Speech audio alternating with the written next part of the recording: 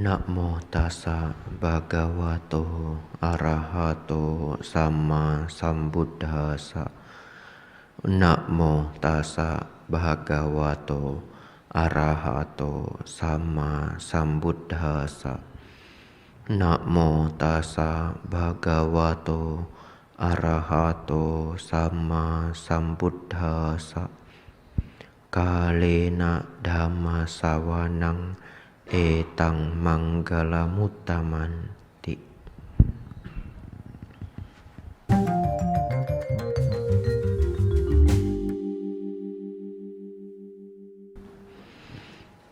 Bapak Ibu Saudara,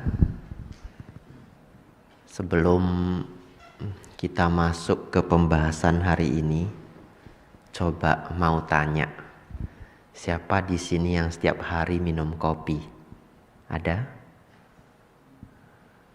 Nah, beberapa ya. Tidak ada hubungannya dengan Dhamma Desana, tidak ada. Tanya saja. Jadi dulu saya tidak minum kopi sama sekali, tidak bisa. Kalau minum kopi langsung mual, ya. Terus sakit kepala. Beneran tidak bisa. Padahal di wihara itu banyak yang dana kopi. Jadi kopinya dari seluruh Indonesia. Kopi Aceh, kopi Lampung, kopi Gayo, lengkap. Jadi kalau wihara mau buat kafe sebenarnya bisa. Apalagi wihara di Jakarta. Umatnya banyak, ribuan. Puja bakti pagi di wihara Dhammacakka itu kalau tidak pandemi bisa 1000 sampai 1500 orang. Ya. Jadi kalau 1% saja dana kopi lumayan banyak. Ya, tapi ini tidak menganjurkan nanti semua pada bawa kopi minggu depan, tidak ya. Dulu saya tidak bisa minum kopi sedikit pun. Akhirnya saya berangkat ke Thailand 4 tahun lalu. Jadi kita hampir 4 tahun tidak ketemu, kalau yang belum ketemu saya. Di sana itu belajarnya padat sekali jadwalnya. Apalagi selesai pelajaran di kelas, perjuangan saya belum selesai. Sampai di wihara, di kuti itu kamar para biku, namanya kuti. Sampai di kuti harus belajar lagi. Dan yang paling gawat itu, kelas itu kadang itu masuk jam 1.30, kadang jam 1. Sedangkan para biku selesai makan siang jam 12. Kemudian biasanya ketemu umat dan sebagainya 20 menit, 30 menit. Tidak ada waktu istirahat 1 jam pun tidak ada. Apa yang harus diandalkan? Kopi. Jadi ketika saya di Thailand, saya memaksakan diri minum kopi. Jangan ditiru, ini cerita lucu-lucu saja. Terus saya minum kopi supaya bisa bertahan hidup. Supaya bisa belajar dengan konsentrasi penuh. Tapi mual bagaimana? Minum Milanta. Jadi ini benar-benar bawa penyakit ini. Minum kopi kalau mual, minum Milanta. Tetapi setelah 1-2 minggu perut saya jadi kebal, tidak perlu Milanta lagi. Nah, ini saya tidak di-endorse Milanta juga ya. Sebenarnya bukan Milanta, bahkan mirip Milanta. Di Thailand namanya obat ma cap kelinci. Namanya ya kratai. Kratai itu kelinci. Mirip sekali Milanta. Nah, tetapi ada problem baru. Ternyata kopi itu aneh. Setelah kita konsumsi 1 bulan, 2 bulan, setelah minum kopi juga enggak terasa begitu semangat. Betul ya? Nah, akhirnya gimana solusinya? Nambah 1 gelas lagi. Akhirnya sehari konsumsi 2 gelas. Efeknya apa? Jantung berdebar-debar, betul ya? Tapi setelah 1-2 bulan akan terbiasa lagi. Lalu bagaimana? Jadi 3 gelas. Tetapi ternyata 3 gelas itu enggak boleh. Enggak bisa tidur. Waduh, banyak sekali macamnya ini. Nah, akhirnya paling baik itu cuma bisa 2 gelas. Katanya orang Italia tidak berani minum kopi setelah jam 12 siang. Katanya ya, nanti kalau ketemu tanyakan. Katanya kalau sore minum kopi takut tidak bisa tidur. Konon katanya, nah ini benar, nanti boleh cek. Kafein itu atau zat di kopi itu beredar di badan kita 8 jam. Ya, jadi pintar-pintarlah Bapak Ibu mengatur supaya tidurnya tidak terganggu. Nah ini cerita-cerita lucu sebelum kita masuk ke Dhamma Desana. Gimana sih kopi itu membuat kita kok jadi semangat? Kok jadi ndak bisa ngantukan begitu? Ternyata kopi itu cara kerjanya, ternyata kopi itu racun. Kafein itu racun. Racun yang ada di daun-daunan agar mereka tidak dimakan oleh serangga. Jadi tidak semua serangga sanggup memakan daun karena ada racunnya. Racun itu adalah kafein. Oleh karena itu di teh juga ada kafein, hanya lebih sedikit. Kalau kopi segelas kafeinnya 200 ml, kalau teh itu sekitar 30 sampai 100 mg tergantung jenis teh. Karena teh itu banyak sekali jenisnya. Nah, ternyata racun yang ada di tumbuhan itu kalau kita konsumsi, dia mengganggu ritme hormon kita. Yang mana di beberapa jenis serangga itu akan mati. Tapi karena kita besar ya kita tidak mati. Mungkin kalau minum kopi 100 gelas mati juga. Dalam sehari begitu ya. Sepertinya ada kasus di mana orang minum energy drink, minuman berenergi, itu isinya juga kafein, terlalu banyak dalam sehari kemudian masuk rumah sakit. Saya pernah mendengar itu, kalau mau cari artikelnya mungkin ketemu. Nah, kopi itu membuat salah satu hormon di tubuh kita terganggu, namanya adenosin. Adenosin ini adalah hormon yang memberitahu kita kalau kita sudah lelah. Kita perlu istirahat. Jadi sekarang adenosin itu diblok sama si kopi atau si kafein, sehingga kita sudah lelah pun kita nggak tahu kalau kita lelah. Itu fungsi dari kafein. Nah, 2 hari ini saya mencoba untuk tidak minum kopi lagi. Setelah 4 tahun lebih minum kopi. Karena dulu seingat saya memang nggak bisa minum kopi. Nah 2 hari ini saya mencoba untuk tidak minum kopi. Apa yang terjadi? Sakit kepala luar biasa. Nah ada yang pernah mengalami? Beberapa pernah ya. Itu istilahnya adalah bahasa Inggrisnya withdrawal. Withdrawal itu efek penarikan. Jadi karena kita nggak masukin zat itu lagi, kita mengalami withdrawal. Jadi ternyata kopi dalam taraf tertentu cara kerjanya mirip-mirip narkoba. Taraf tertentu ya, tapi tidak sampai masuk ke narkoba. Nah nanti jangan dipotong klipnya nih, nanti bisa viral. Kopi dianggap narkoba ya bukan ya, tapi bisa membuat adiktif. Jadi bahkan ketika kita tidak konsumsi kita withdrawal. Nah ketika kita tidak mengkonsumsi kopi itu apa yang terjadi? Badan ini lemas terus. Kenapa lemas? Karena begini, ini terakhir ya. Kalau kita minum kopi, hormon adenosin itu diblok. Kita lelah pun merasa tidak lelah. Apa yang harus dilakukan badan? Hormon itu diproduksi lebih dari biasanya supaya orang ini tahu capek. Karena kalau nggak tahu capek kerja terus bisa mati. Kerja terus itu beneran bisa mati. Jadi saya pernah bukan pernah, teman sendiri meninggal karena ngurus anaknya.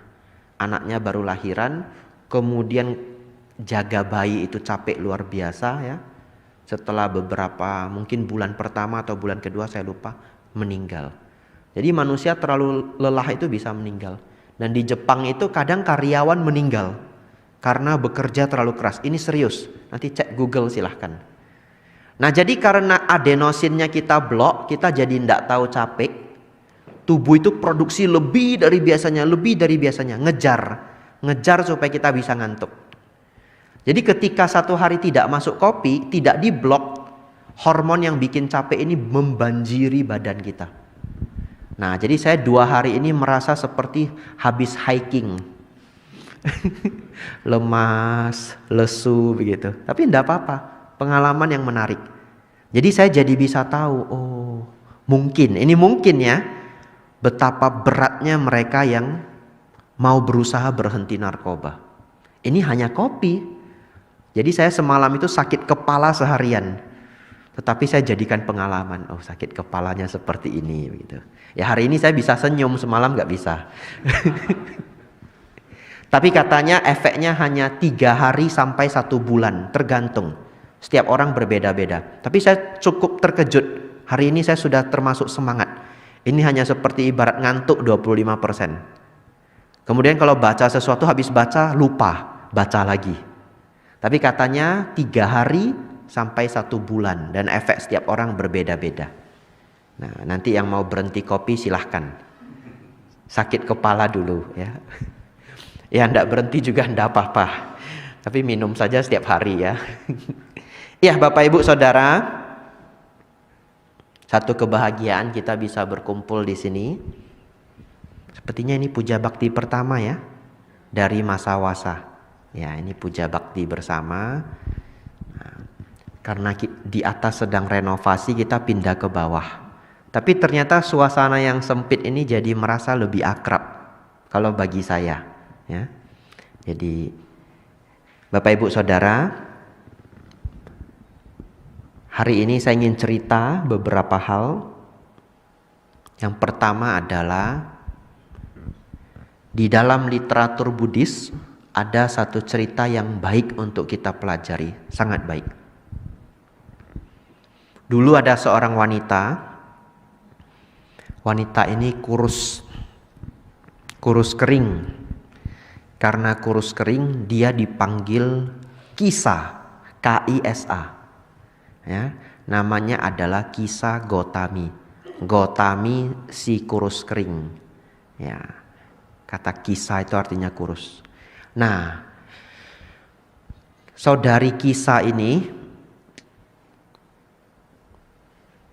selain kurus, dia juga lahir di kasta yang rendah, ya, dan juga di keluarga yang miskin. Tetapi dia sangat baik hati. Sangat baik hati. Tapi bagaimanapun orang sulit melihat kebaikan hatinya karena penampilannya yang tidak menarik. Inilah privilege atau hak khusus dari mereka yang cantik atau tampan. Misalkan kalau tampan, banyak bicara, katanya apa? Dia pinter komunikasi. Tapi kalau tidak tampan sekali, ya, banyak bicara, dibilang apa? Cerewet sekali. Nah itu memang hak istimewa. Kalau yang sangat tampan, banyak berkegiatan, ya, di bahasa Medannya lasak, jalan sana, jalan sini, ngerepotin ini, ngerepotin itu. Wah, dia aktif orangnya, aktif, sociable istilahnya itu, bisa bersosialisasi. Tapi kalau nanti yang tidak tampan sekali, ya, wah ini banyak tingkah, jalan sana, jalan sini. Ya jadi akhirnya kasihan. Kisa ini walaupun sangat baik hati, kebaikan hatinya tidak terlihat. Karena dia kurus kering, kastanya rendah, keluarga miskin. Tapi satu hari ada orang kaya yang melihat kebaikannya dan tersentuh. Akhirnya dia meminta atau mengambil, ya, meminta Kisa ini menjadi istrinya.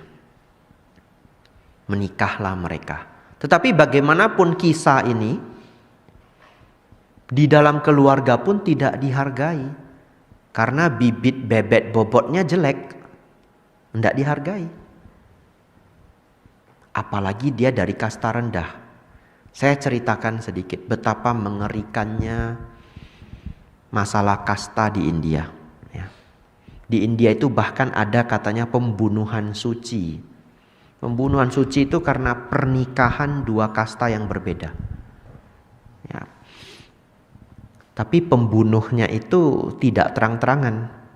Kadang kasta tinggi, misalkan wanitanya kasta tinggi, laki-lakinya kasta rendah. Laki-lakinya itu bisa dibunuh. Nanti dibunuhnya bagaimana? Misalkan ketika naik bus umum itu didorong gitu. Ya. Dan sebaliknya. Misalkan laki-lakinya yang kasta tinggi, perempuannya yang kasta rendah, juga bisa dibunuh. Bunuhnya bagaimana? Kadang pembunuhnya bisa datang sampai ke rumah, membunuh terang-terangan, kemudian diikat, digantung. Jadi seakan-akan gantung diri. Tidak tahu ini benar atau tidak, karena saya tidak pernah tinggal lama di sana. Tapi saya baca dari artikel, baca dari buku. Ya. Nah,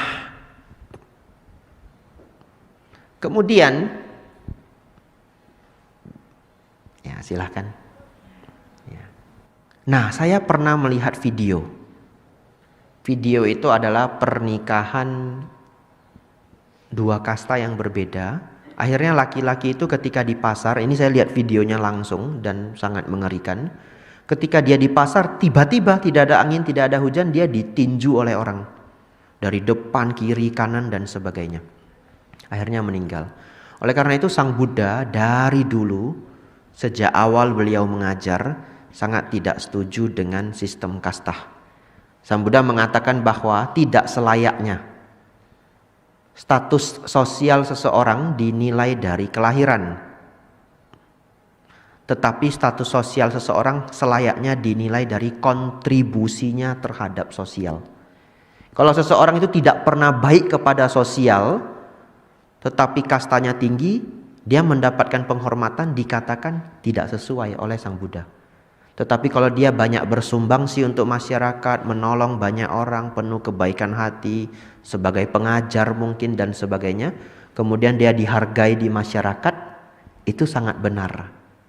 Dan kemudian kalau misalkan dia berbuat buruk kepada sosial, ya dia tidak dihargai oleh sosial. Nah, Bapak Ibu Saudara, itulah yang terjadi di zaman Sang Buddha dulu. Bahkan terjadi hingga zaman sekarang. Mengenai kasta ini banyak sekali kisah. Ya. Bapak Ibu Saudara, akhirnya satu ketika kisah ini melahirkan seorang putra. Begitu dia melahirkan seorang putra, nah disitulah dia mulai disayang. Ya. Katanya menantu mulai disayang kalau melahirkan anak laki-laki.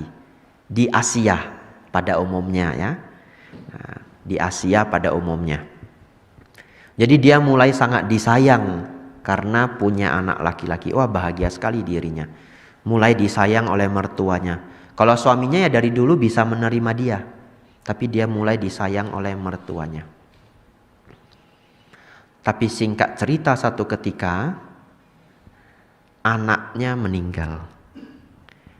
Jadi begitu anaknya meninggal, habislah sudah ya. Apa yang sudah dia dapatkan, dia mulai dihargai dan sebagainya, habislah sudah.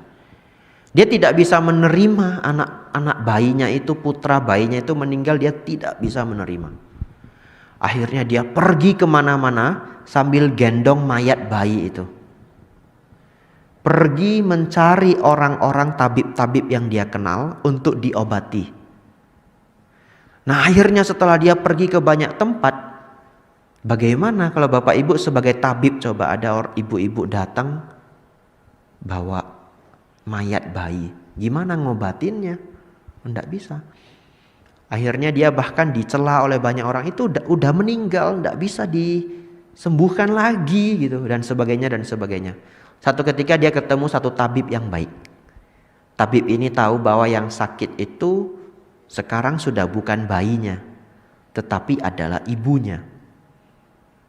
Tabib ini lantas menganjurkan, coba kamu cari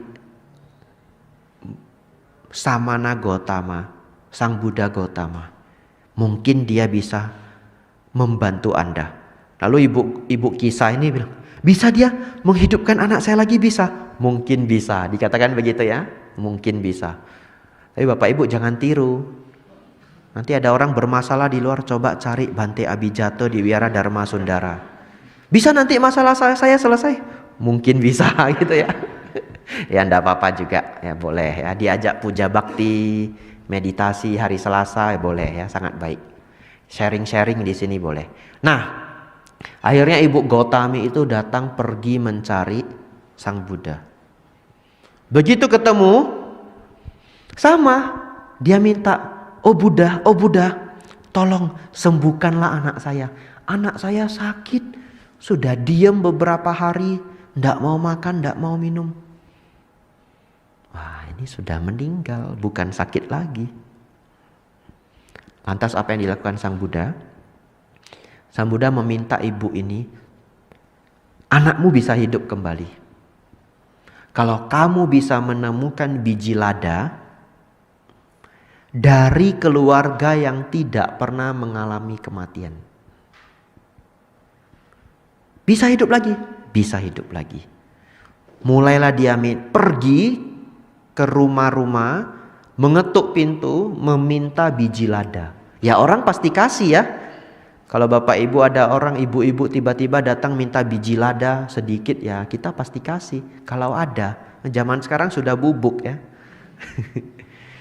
Akhirnya dia dapat. Setiap dia mendapatkan lada, ibu ini lantas bertanya, ada tidak di keluarga kamu yang meninggal? Ada. Wah, ini lada tidak bisa dipakai ya. Pindah lagi ke tempat lain. Pindah lagi, pindah lagi, pindah lagi, pindah lagi. Tidak pernah ketemu. Tidak pernah ketemu. Karena setiap orang pasti ada keluarganya yang meninggal. Kalau enggak kakek, ya kakek buyut. Ya tidak ada. Tidak ada yang tidak meninggal karena orang umurnya cuma 100, 110. Itu sudah hebat sekali 110. Ya, 100 saja sudah hebat. Jadi kalau 3 generasi pasti sudah akan ada yang meninggal. Tidak ketemu. Akhirnya setelah dia pergi kemana-mana, tidak ketemu. Akhirnya dia sadar, ya memang tidak ada orang yang tidak mengalami kematian. Apalagi kalau kita hanya mendengar sekilas ini, kita tidak tahu apa yang dialami oleh ibu kisah ini. Tetapi coba kalau kita pelan-pelan seperti mendalami apa yang dia jalankan. Mungkin dia ketuk pintu dari seseorang, kemudian ditanya, pernah tidak keluarga Anda mengalami kematian? Barangkali dia juga mendengar, iya putri saya meninggal, iya cucu saya meninggal, iya nenek saya meninggal, iya anak putra saya meninggal. Jadi dari perjalanan dia meminta lada itu, dia tidak hanya bertanya sekedar itu, tetapi beberapa orang pasti juga menceritakan kemalangan apa yang mereka derita. Jadi itu membuat dia menjadi sadar bahwa ya kematian bisa terjadi pada setiap orang, dialami oleh setiap keluarga. Nah setelah dia rada berkurang syoknya itu, ibu ini kemudian mengubur anak bayi itu, kembali mencari Sang Buddha. Nah kisah Gautami ini lantas kemudian mendengar dhamma dari Sang Buddha, dikatakan mencapai tingkat Sotapati atau kesucian tingkat pertama. Tetapi kalau kita baca sutta, kita perlu hati-hati. Jangan karena setelah mendengar ajaran Sang Buddha, ia mencapai Sotapanna, ia mencapai Sakadagami. Ini adalah bahasa buku. Kita tidak pernah tahu prosesnya seberapa lama. Ya. Jadi kita juga tidak menjadi berpikir ketemu Sang Buddha, tring arahat begitu. Karena umat Buddha kadang berpikir seperti itu. Tidak mungkin setiap keberhasilan itu pasti ada prosesnya. Hanya tidak diceritakan. Seperti kalau kita baca novel anak remaja. Setelah dia dibully dan dihina, dikatakan gemuk di sekolah, dia menjadi sakit hati. Kemudian dia diet dan kemudian dia kurus. Kan seperti tring kurus ya. Ya padahal itu novel, bahasa buku. Bisa saja dia berjuang setahun, berjuang 2 tahun. Ya, akhirnya ibu kisah Gautami ini memilih menjadi bhikkhuni ya, dan menjadi salah satu murid Sang Buddha yang mencapai kesucian. Bapak Ibu Saudara, kisah ini sangat baik. Kisah ini sangat baik karena kehidupan ini anicca. Walaupun kedengarannya sedih kalau saya ceritakan demikian, tapi ini adalah kenyataan. Kehidupan ini anicca. Ada perubahan. Kita tidak tahu apa yang akan kita jalani di masa depan. Ada seorang petinju luar biasa terkenal. Ya. Kalau dia tidak kenal orang ini berarti ya memang gak pernah tahu tinju. Ya. Namanya Mike Tyson. Tahu Mike Tyson? Hampir tahu semuanya ya. Ya. Mike Tyson ini dikatakan petinju salah satu terhebat sepanjang masa. terhebat sepanjang masa. Bapak Ibu mungkin tidak tahu hebatnya. Dulu saya latihan tinju, jadi saya tahu hebatnya Mike Tyson. Ya. Hebat luar biasa. Di dalam para petinju heavyweight atau kelas berat, dia badannya kecil, tapi bisa ngalahin mereka yang badannya besar. Ya tapi jangan cerita panjang, nanti jadi seminar bela diri. Tahu tidak, orang yang dikatakan paling garang, paling hebat, paling luar biasa di dunia ini, kalau pertarungan tangan kosong mungkin dia terbaik sedunia. Mike Tyson pun pernah kehilangan anak. Ya, anak Mike Tyson itu meninggal umur 4 tahun, anak perempuan. Banyak kisah. Apalagi orang dulu berpikir kalau anaknya itu meninggal karena ditinju sama bapaknya. Wah itu tega sekali yang buat hoax seperti itu. Tapi zaman dulu orang gak ngerti hoax. Jadi mendengar apa saja dianggap benar. Tapi zaman sekarang di zaman internet ada baiknya. Ketika zaman internet itu boomingnya mungkin 3, 4, 5 tahun pertama itu orang Indonesia itu kemakan hoax habis-habisan. Tapi setelah itu sekarang orang Indonesia pada pintar semua. Saya pikir sudah banyak yang bisa membedakan, oh ini hoax, ini bukan hoax. Ya dulu dibuat hoax kalau Mike Tyson itu main-main sama putrinya umur 4 tahun, kemudian ketinju meninggal. Tapi tidak begitu. Anaknya meninggal karena nyangkut di kabel. Main-main di treadmill, tapi di sekitar treadmill itu ada kabel, lipatan kabel. Entah bagaimana ceritanya dia jatuh dari treadmill, kemudian lehernya kesangkut kabel, meninggal. Tahu tidak? Ini pernyataan Mike Tyson secara langsung. Dia mengatakan ketika dia melihat putrinya meninggal, dia benar-benar tidak tahan. Dia mau pulang untuk ngambil pistol, untuk nembaki semua orang yang dia ketemuin. Dan itu sering terjadi di Amerika. Beneran. Di Amerika itu sudah terjadi. Mungkin setiap tahun 1-2 kali penembakan di sekolah. Serius. Yang nembak siapa? Teman sekolah. Yang konon katanya anak yang paling pendiam. Nah, di Amerika itu mereka senang ngebully anak pendiam. Dibully sudah nggak tahan, satu hari dor. Beneran. Nanti korbannya 8, korbannya 10. Juga penembakan liar di jalan itu benar-benar terjadi. Karena orang yang sangat menderita. Di Amerika, di Thailand pernah terjadi 1 kali dan saya cukup terkejut. Tentara karena saking marahnya dengan atasannya, marah luar biasa, tapi dia nggak bisa meluapkan ke atasannya.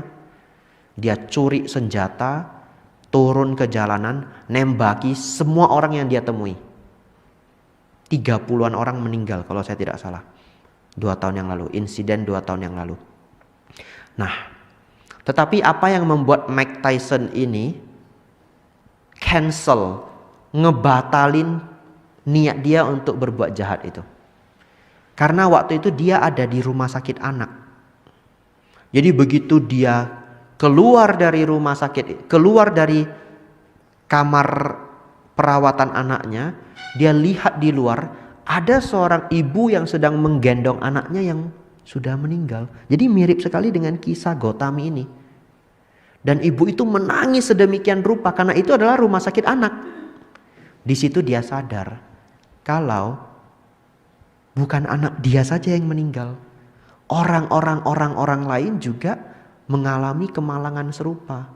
Anaknya meninggal di rumah sakit itu. Jadi melihat hal itu, Mike Tyson lantas mengurungkan niatnya untuk membunuh asal-asalan. Jadi tentang kisah Gotami ini, walaupun terjadi di zaman Sang Buddha, beneran bermanfaat untuk kita pahami. Jadi kalau Bapak Ibu ya jangan. Kalau mungkin ada siapa begitu, ada kemalangan yang sangat buruk ya kalau dia sudah agak tenang, berikanlah nasihat-nasihat yang baik. Ya kalau dia bisa menerima. Kalau dia tidak bisa menerima ya sudah, waktu yang akan menyembuhkan. Ya karena luka yang berat itu sangat sulit untuk disembuhkan. Oleh karena itu hari ini Puja Bakti belajar Dhamma. Kalau Bapak Ibu sudah punya Dhamma, ketika Bapak Ibu mengalami hal yang tidak baik, tidak menyenangkan, Bapak Ibu lebih kebal, lebih kuat. Bahkan kalau Bapak Ibu latihan dhamma dengan baik, belajar dhamma dengan baik, yang merupakan penderitaan bagi orang lain mungkin bukan penderitaan bagi Bapak Ibu. Itulah hebatnya dhamma. Ya, tetapi harus dipelajari sebelum waktunya. Misalkan, kalau ada orang yang putus cinta, jangan Bapak Ibu sarankan ikut retreat. Iya, ini selalu saya share kemana-mana. Kenapa? Dia sudah putus cinta, sakit hatinya luar biasa. Bapak Ibu suruh duduk 10 hari. Apa yang terjadi? Ini terjadi di Malaysia. Orangnya itu lompat ke sungai. Karena tidak bisa menerima. Jadi kalau orang sudah sakit hati, jangan disuruh retreat. Disuruh kegiatan-kegiatan, boleh. Ikut puja bakti, ikut kegiatan remaja dan sebagainya dan sebagainya. Kalau retreat saya pikir dia tidak akan tahan.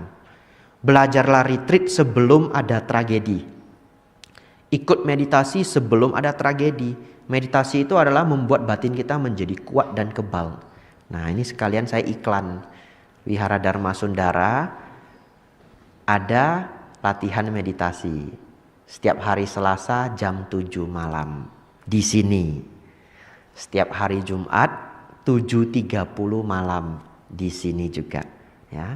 Sepanjang wasa. Sepanjang wasa nanti akan ada kelas meditasi hari Selasa malam, kelas dhamma hari Kamis malam, sama-sama jam 7. Hari Jumat meditasi dipimpin oleh para romo, ya. Jadi kalau Bapak Ibu punya waktu, ikuti semuanya. Setidaknya untuk 2-3 bulan ini. Selama masa wasa ada biku yang tinggal di sini. Untuk apa Bante? Agar Bapak Ibu batinnya kuat dan bijaksana. Bapak Ibu Saudara, nah saya mengingat ada sosok namanya Tipat Kai. Ada yang ingat Tipat Kai? Tipat Kai itu temannya Kerasakti ya, yang bentuknya babi. Ya, tapi itu novel ya, jangan dianggap Kerasakti itu benar-benar ada. Itu novel. Kerasakti itu adalah salah satu dari 4 novel paling legendarisnya Tiongkok. Ya, judul novelnya kalau diterjemahkan ke bahasa Indonesia, Perjalanan ke Barat, Journey to the West. Itu judul novelnya. Satu dari 4 novel terbaik Tiongkok. Nah, yang terkenal lainnya itu ada novel Samkok, 3 Kerajaan. Nah, lalu ada 2 novel lainnya. 3 novel legendaris. Yang satu lagi tentang percintaan, tapi saya tidak hafal judulnya. Nah, Sampai Engtai ya. Nah, itu Sampai Engtai tentang percintaan. Saya tidak pernah baca, jadi tidak hafal. Karena sulit masalah percintaan masuk ke kepala saya, sulit. Membal. Sudah tutup jodoh saya, jadi membal. Bahkan di Wihara Mendut itu kuti kami itu depannya dipasangin, ditanami kelapa. Pohon kelapa 3. Katanya kalau rumah depannya ada pohon kelapa sulit jodoh. Katanya bagus juga. Jadi di samping-samping kuti ditanami kelapa, biar bikunya sulit jodoh. Biku ndak boleh punya jodoh. Ya, Tipat Kai ini sering ngomong, demikianlah cinta, penderitaannya tiada akhir. Betul ya? Ya, hari ini saya ingin membahas mengenai umat Buddha apakah harus menikah atau tidak menikah. Gitu. Boleh keduanya.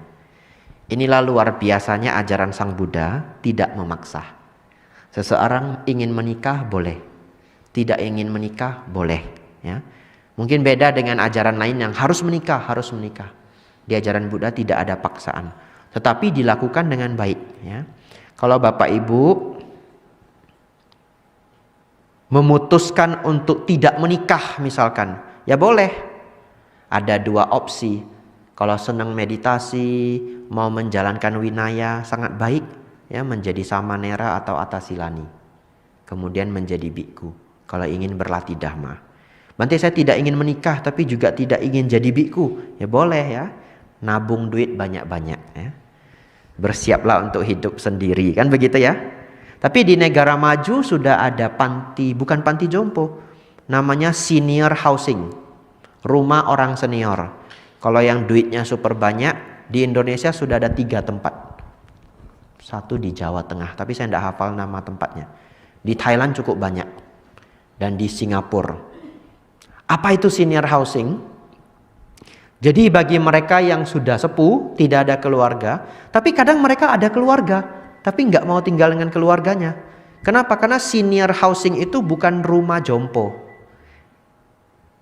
Ya, enggak apa-apa. Lanjutkan ya. Senior housing itu bukan rumah jompo. Kalau yang elit ya.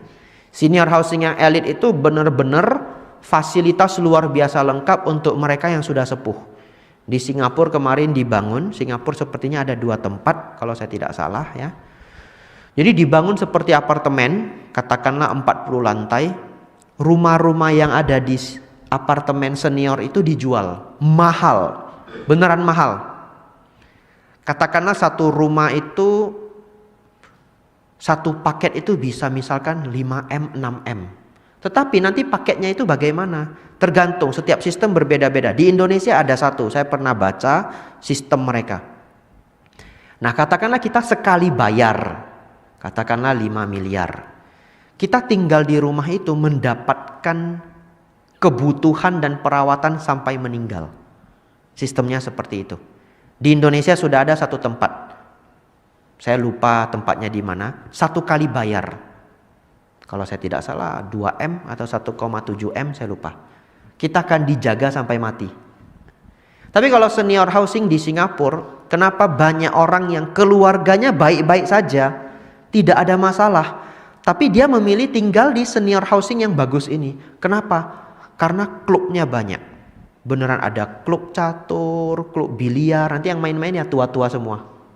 Tidak seperti persepsi panti jompo kita di Indonesia. Kalau masuk panti jompo itu kayak jelek sekali begitu ya. Kalau di sana tidak, karena mahal. Kemudian nanti cucunya, anaknya ya datang, ya seperti apartemen pada umumnya. Ya datang main-main. Tapi mungkin mereka yang tinggal di apartemen senior ini bisa lebih panjang umur. Kenapa? Karena ada dokter dan suster yang standby di apartemen itu. Jadi begitu ada masalah jantung, ada stroke atau apa, tekan bel saja dokternya tinggal naik. Kalau kita tinggal di rumah, nelpon ambulans, tidak tahu kapan datangnya. Kadang Grab duluan datang.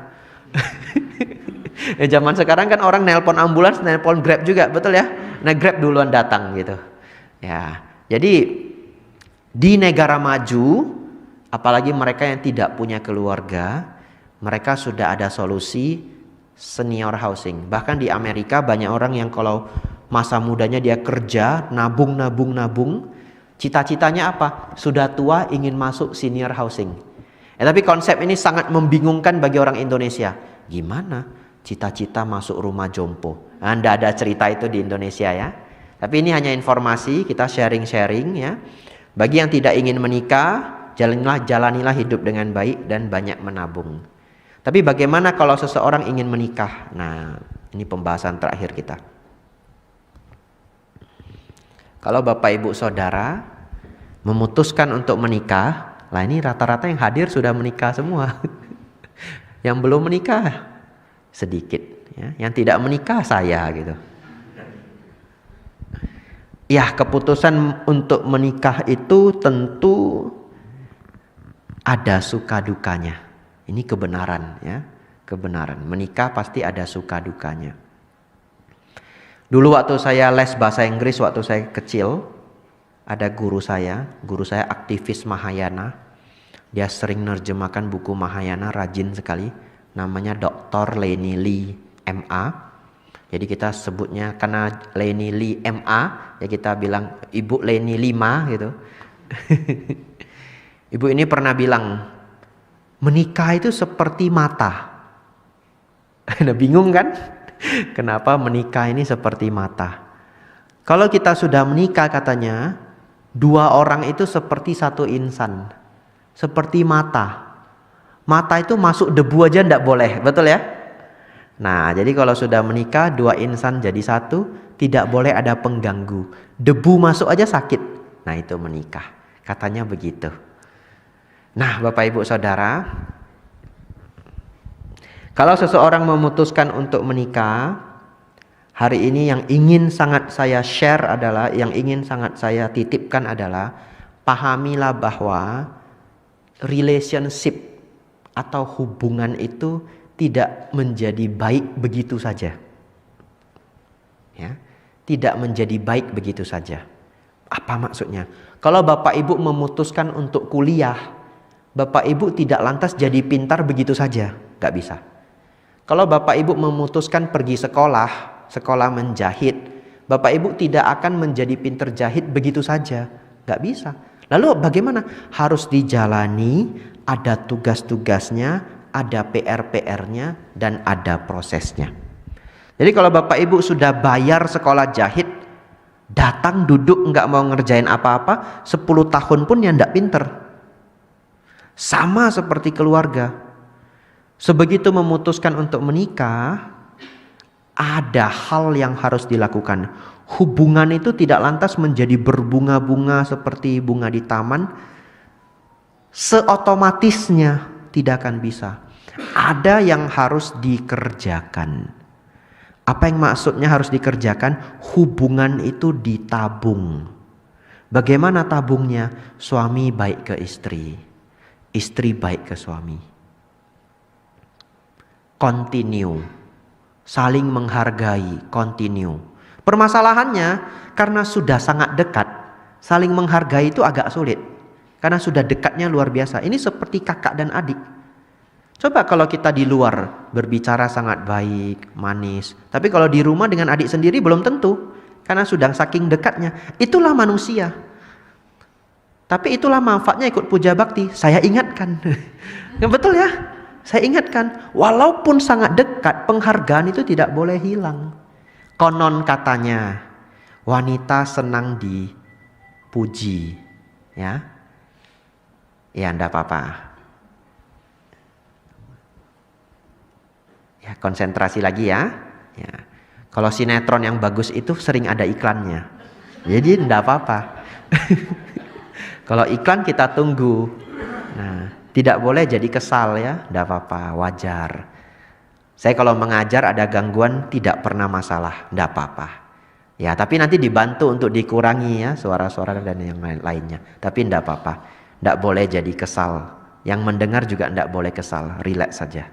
Itu latihan ya. Nah, lanjut ya. Sampai mana tadi? Sampai menikah. Bagaimana? Nah, katanya wanita suka dipuji. Kadang-kadang malahan katanya wanita suka dibohongi. Katanya ya, misalkan dia pergi ke salon habis 500.000 atau 1 juta. Salon wanita itu mahal-mahal. Nggak tahu kenapa ya. Kalau kita pangkas mah murah ya. Saya cukur gratis saya. Cukur di tempat cukur mahal. Saya cukur gratis. Ada yang nanti mau cukur boleh cari saya. Tak cukurin. Biku itu pencukur profesional. Serius. Apalagi saya pernah tinggal di Thailand, itu sering ada pabaja massal. Polisi, angkatan laut, angkatan darat, universitas. Kursinya itu bisa sampai 50, kadang 70. Para biku diturunkan, cukur massal. Jadi satu hari itu saya bisa cukur 12 orang, 13 orang begitu. Makanya saya ini profesional sekali nih mencukur ya. Ya. Jadi dia baru pulang dari salon, katanya mahal 500.000, 700.000 ya. Tanya suaminya, "Pak, ini gimana? Bagus tidak?" Jangan coba-coba. Laki-laki kadang lihat, apa bedanya ya? Bedanya di mana? Kok kayaknya sama? Nggak apa-apa, jawab saja, "Bagus," gitu ya. Wah, bagus, pantesan mahal ya. Ada harga, ada kualitas, gitu ya. Konon katanya begitu. Saya kan tidak ada pengalaman. Jadi konon katanya begitu. Wanita senang dibohongi. Lah itu bukan bohong, itu tata krama saja ya. Ditanya bagus ya bagus begitu. Sudah cocok, cocok gitu. Padahal dalam hati apa bedanya ya? Dicari-cari masih belum ketemu bedanya apa begitu. Ya.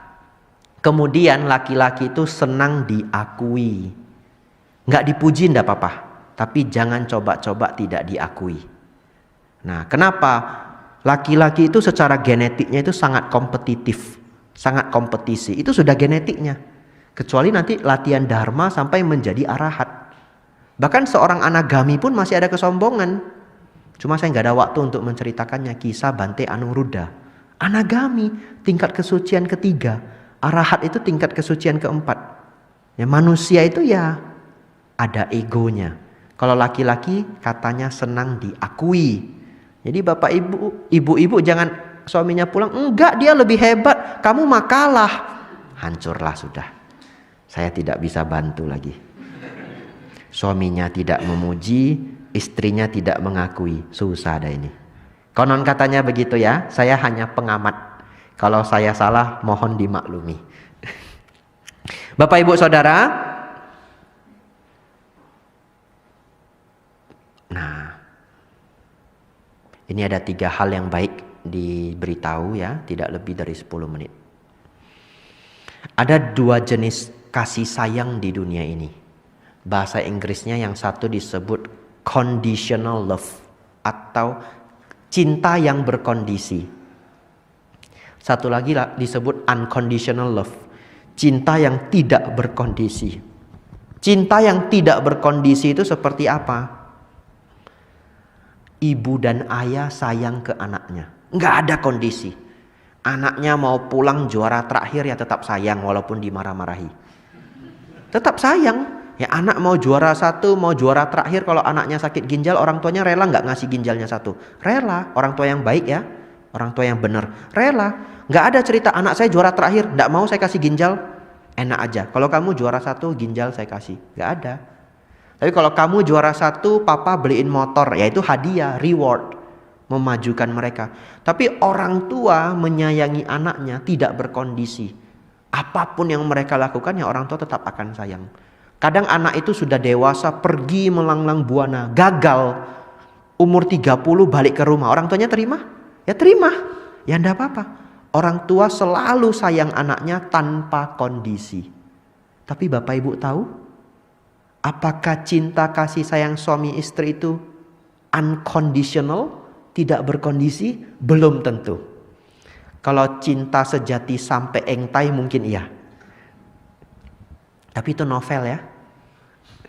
Makanya dikatakan kalau tanya ke umat ingin dapat pasangan seperti apa? Oh saya Bante ingin yang tidak merokok, tidak minum minuman keras, tidak galak, tidak jelek, tidak miskin, tidak ngambekan, tidak iri hati, tidak posesif, tidak ateis, tidak pernah ada.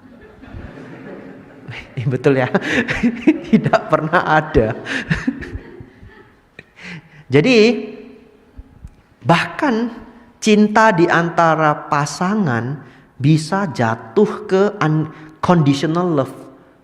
Saya sayang kamu kalau kamu tidak selingkuh, kalau kamu tidak bangkrut, kalau kamu tidak jahati saya, kalau kamu tidak galaki saya, dan sebagainya dan sebagainya. Kalau anak galaki ibunya, ibunya masih sayang anaknya? Masih loh. Itulah hebatnya orang tua. Tetapi saya memberitahu ini bukan berarti meminta Bapak Ibu, oh jangan yang conditional love. Jangan yang kasih sayang berkondisi, bukan. Saya mengajak Bapak Ibu untuk paham. Bahkan dalam hubungan suami istri pun, suami menyayangi istri kalau ada kondisi-kondisi yang terpenuhi. Istri menyayangi suami kalau ada kondisi-kondisi yang terpenuhi. Setidaknya kamu jangan selingkuh, kamu jangan tidak menghargai saya, kamu jangan terlalu galak ke saya, dan sebagainya. Oleh karena itu, hargai kondisi-kondisi itu. Ya, tidak bisa dilewati. Kalau Bapak Ibu melewati kondisi-kondisi itu, ya rusak hubungan itu.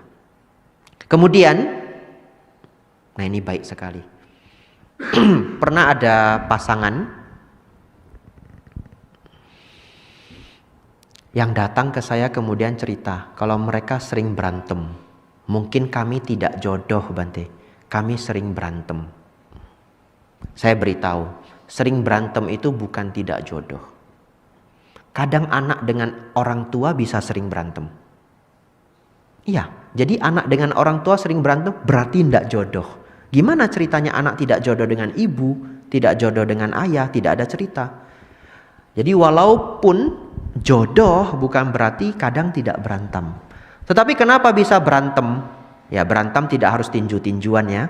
Mungkin berantem adu mulut begitu ya. Karena ada problem. Saya ulangi ya. Karena ada masalah.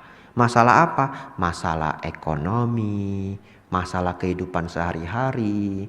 Yang satu ingin taruh di sini, yang satu ingin taruh di sana. Masalah-masalah seperti itu pasti ada kalau hidup bersama. Pasti. Tidak hanya hubungan suami istri sebenarnya. Teman satu kos begitu kalau hidup bersama ya bisa ada masalah. Nah, salah satu tips dari saya, cara yang baik. Jangan menanggapi berantem atau adu mulut itu untuk cari pemenang. Itu saja. Jangan setiap berantem itu cari pemenang. Kalau cari pemenang tidak akan selesai-selesai pertarungan itu. Tetapi dipahami bahwa kalau terjadi adu mulut, berantem itu wajar terjadi di rumah tangga. Karena ada problem. Selesai berantem, sudah dingin cari solusinya. Kalau setiap kali Bapak Ibu berantem tidak ada solusinya, itu namanya berantem rugi. Tapi kalau setelah berantem ada solusinya, namanya berantem untung. Saya juga tidak minta Bapak Ibu berantem, tapi itu bisa terjadi. Saya pikir tidak ada orang menikah 50 tahun, 60 tahun tidak berantem satu kali pun. Wah, luar biasa. Gak tahu itu bagaimana itu. Mungkin disekat-sekat tembok mereka berdua. Ya enggak mungkin, manusia itu kalau ketemu ya bisa ada problem. Jadi kalau mulai hari ini Bapak Ibu di rumah berselisih dengan siapa saja sebenarnya. Tidak harus pasangan hidup ya, dengan adik, dengan kakak. Diingat, jangan perselisihan itu jatuh ke ego. Jangan cari pemenang. Turunkan egonya. Sulit memang turunkan ego itu sulit. Nanti ikut meditasi Selasa dan Jumat. Turunkan ego itu sulit beneran. Tapi turunkan ego. Kedua-duanya kalau bisa. Jangan cari pemenang, tapi cari solusi. Tetap akan berantem kok. Tapi jangan berantem rugi, tapi berantem untung. Begitu ya.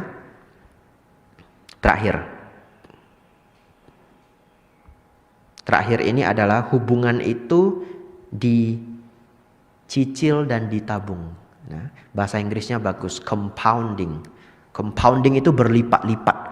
Semakin ditabung semakin berlipat. Jadi kalau Bapak Ibu ingin hubungan itu akur sampai sepuh, tidak bisa seperti bunga yang diletakkan saja. Harus dipupuk, disiram air, dipupuk, disiram air. Gimana caranya Bante?